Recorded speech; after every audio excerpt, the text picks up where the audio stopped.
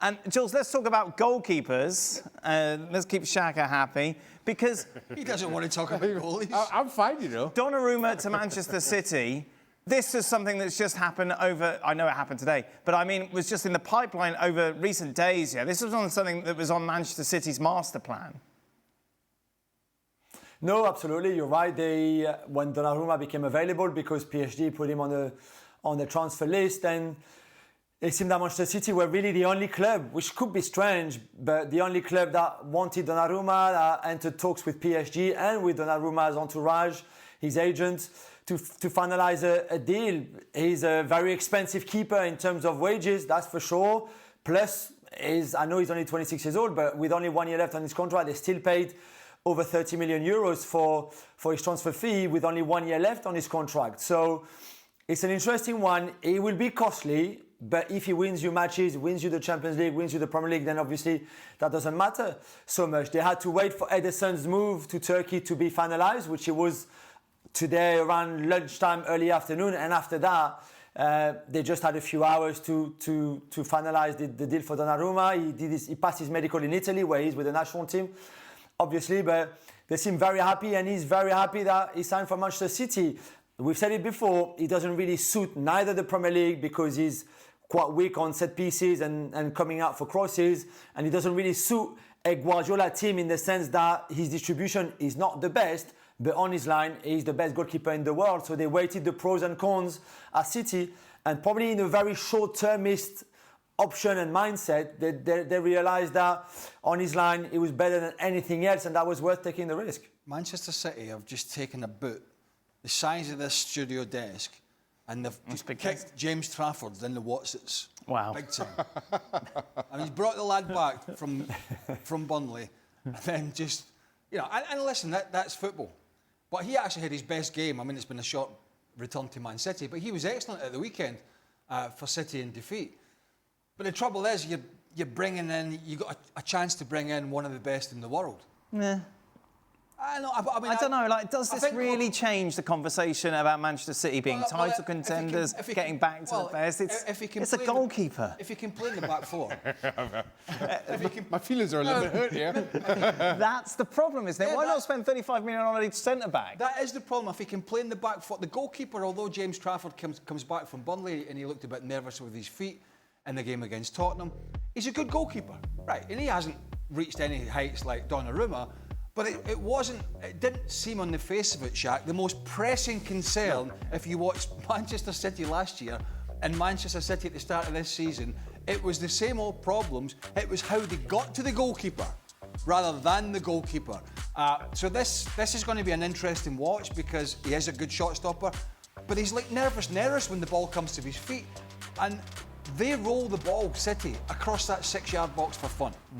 And unless he's just going to lump it up the field every time, like the old days when you just launch it, he's going to get caught because he just does not look comfortable with the ball at his feet. So again, this is one out the blue, and I think a little bit unnecessary when you look at all the other issues they have in the back line. Look, we've been discussing Ederson's future since last summer, in all honesty, links with Saudi Arabia and everywhere else. So you understand City wanting to go out and get a goalkeeper. Yeah, but they did. And then James Trafford becomes available, but oddly, so he's linked with Manchester United, and all of a sudden City swoop in and bring him in, and then all of a sudden Donnarumma becomes available, and you understand a goalkeeper of his reputation, of his standing, City being interested, and Jules is right. I don't think there's any other club. Well, of the clubs that can afford Donnarumma, nobody's looking for a goalkeeper. So there really was only one. Yeah, they are. Man United. I'm not sure Man United are going to go that deep, for a goalkeeper in the way that they have, and again kind of topple their wage structure. You saw it when they signed De Gea to an extended contract, that big money contract, and everybody followed suit. I'm not sure that Manchester United are in that position. That leaves City as the only possible landing spot, and credit to them. But why credit? Well, no, you need a goalkeeper. And I'm with you. You bought one. Donnarumma is one of the best. No, in the I world. understand.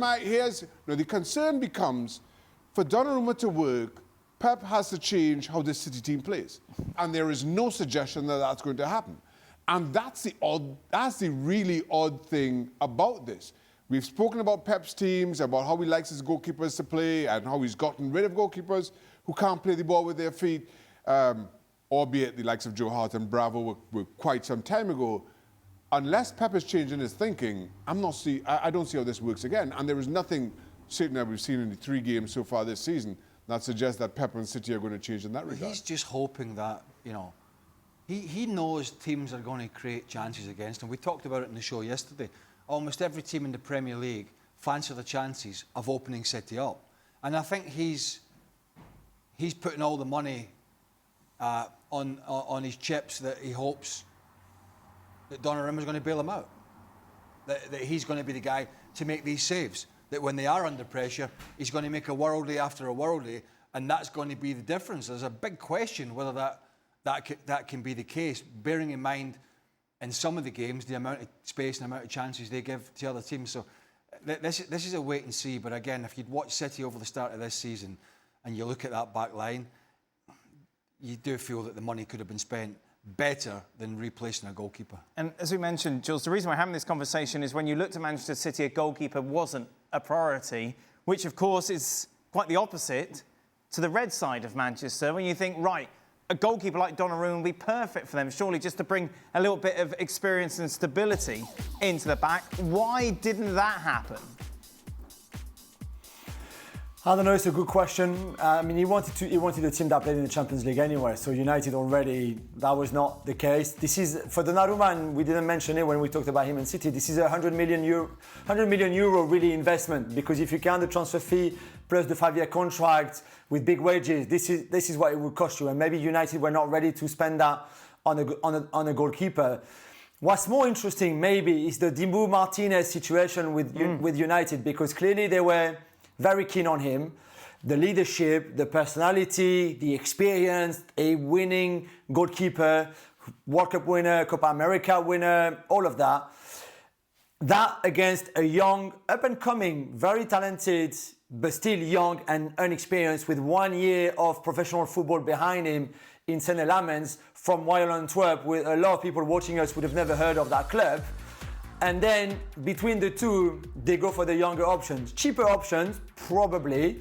And I think one of the issues today was that Dibu Martinez's demands were not really of agreement with United. Very different to Lamens, who is not going to cost them much in wages at all, for example.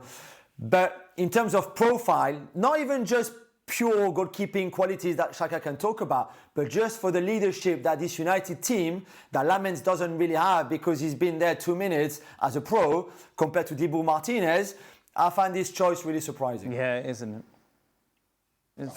It's like, well, show me a recent. On the face of it, they look as if they've made a couple of better signings, but over the last 3 or 4 years, we could pick out a dozen signings. You go, huh?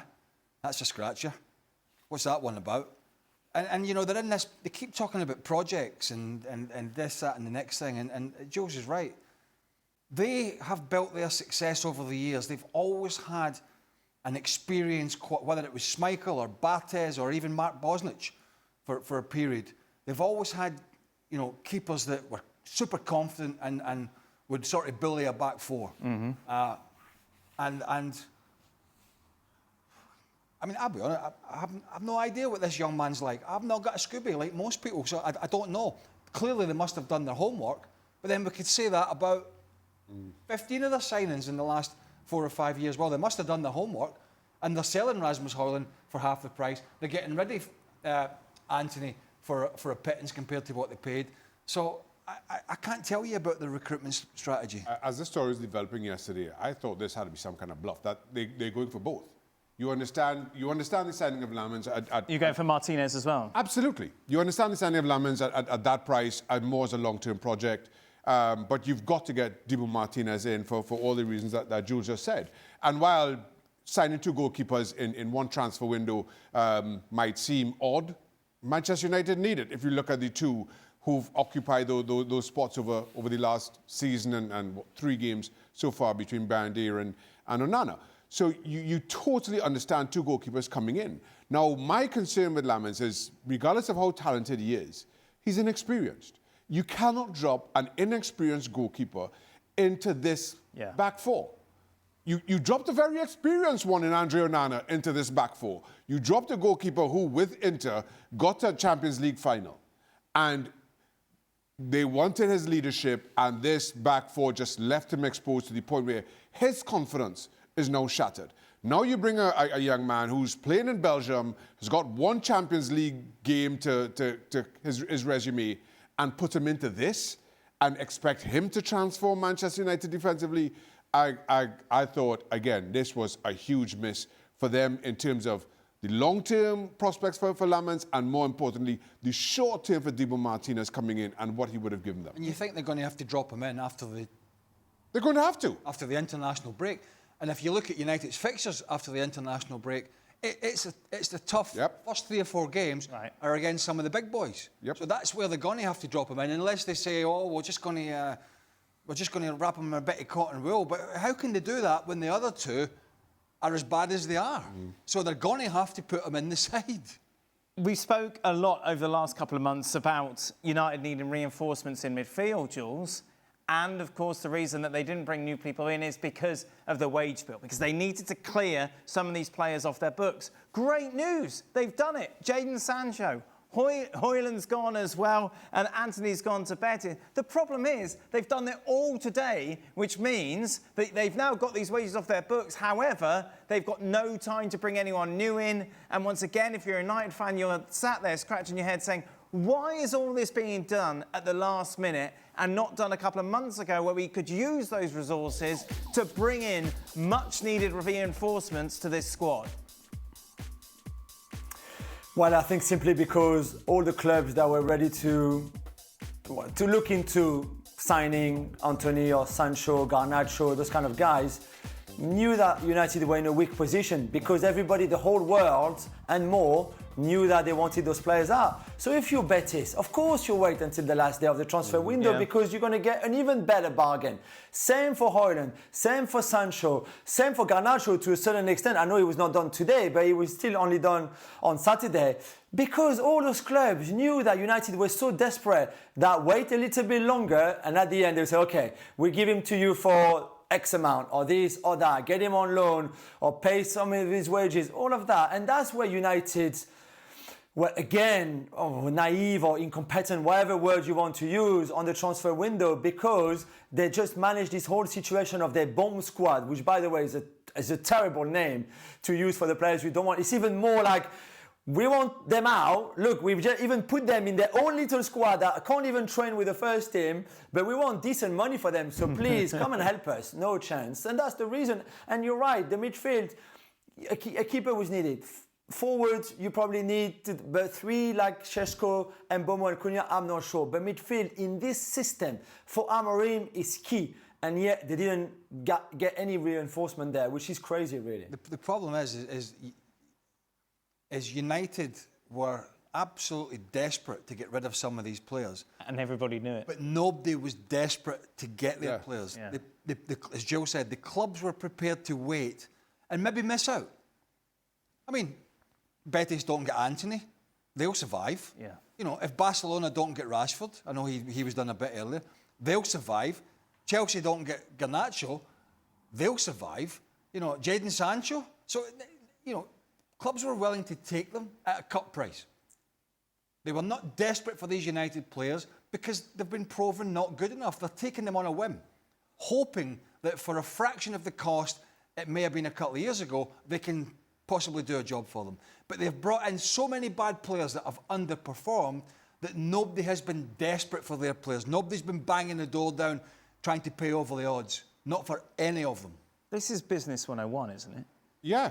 If you put 4 players in a corner and say you're not good enough, but you're still trying to get value, as Jules said, why not take them on tour? Why not just show what they can do? Why not pretend at least that they've got a part to play in your season to try and get people away, just get them interested?